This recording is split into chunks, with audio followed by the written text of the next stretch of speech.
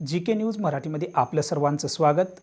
तुम्ही पाहत आहात मराठवाड्याच्या कुशीतलं GK न्यूज मराठी।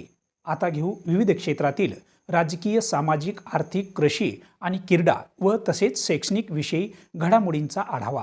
चला तर वळूया पुढील बातमीकडे। हिमायतनगर नगरपंचायतीत नवे नेतृत्व सत्तेवर आले असून नवनिर्वाचित नगराध्यक्ष रफिक सेठ यांच्या पदग्रहण सोहळ्याने संपूर्ण शहरात उत्साहाचे वातावरण पाहायला मिळाले। गुरुवार 8 जानेवारी रोजी सकाळी 11 वाजता नगराध्यक्ष रफिक सेठ यांच्या निवासस्थानापासून फटाक्यांच्या आतषबाजीत आणि ढोलताशांच्या गजरात भव्य रॅली काढण्यात आली। या रॅलीने संपूर्ण शहराचे लक्ष वेधून घेतले। यानंतर नगरपंचायत कार्यालयात आयोजित पदग्रहण सोहळा माजी आमदार माधवराव पाटील जवळगावकर यांच्या प्रमुख उपस्थितीत थाटात पार पडला। यावेळी श्री परमेश्वर मंदिर ट्रस्ट कमिटीचे उपाध्यक्ष महावीरचंद श्रीश्रीमाळ यांच्यासह अनेक मान्यवर, लोकप्रतिनिधी, नवनिर्वाचित नगरसेवक आणि नागरिक मोठ्या संख्येने उपस्थित होते। कार्यक्रमाच्या सुरुवातीला नगरपंचायतीचे मुख्याधिकारी सूर्यकांत ताडेवाड यांच्या हस्ते मान्यवरांचा स्वागत सन्मान करण्यात आला। त्यानंतर लोकनियुक्त नगराध्यक्ष शेख रफिक सेठ यांनी विधिवत पदभार स्वीकारला। या ऐतिहासिक क्षणाचे साक्षीदार होण्यासाठी शहरासह ग्रामीण भागातून नागरिकांनी मोठी गर्दी केली होती।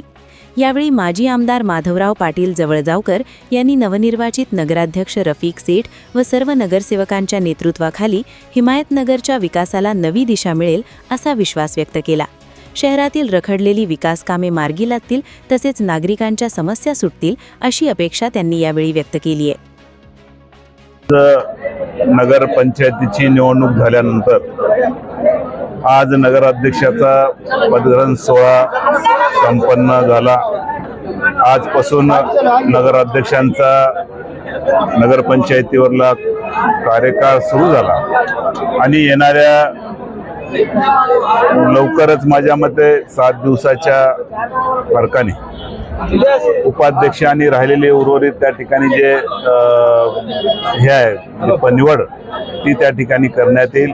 या निमित्ताने मी एवढंच सांगतो, नगराध्यक्ष आणि सर्व नगरसेवकांना मनापासून शुभेच्छा देतो आणि येणाऱ्या काळामध्ये नगरपंचायतीच्या माध्यमातून मागच्या काळामध्ये जे काही नगरपंचायतीच्या हद्दीमध्ये विकासात्मक कामं करायची होती, बऱ्यापैकी आम्ही त्या ठिकाणी बरेच कामं त्या ठिकाणी मार्गी लावले, पण आजही शहरामध्ये भरपूर त्या ठिकाणी काम करण्याचं शिल्लक आहे, उणीव आहे।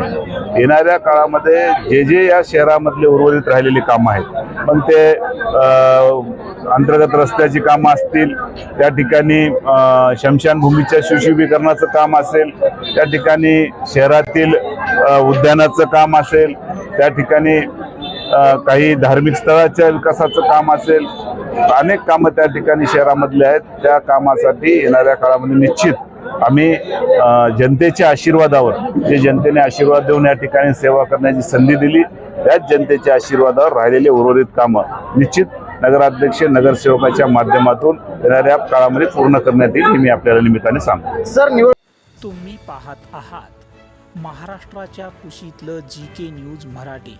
साथ जनतेची, भूमी महाराष्ट्राची।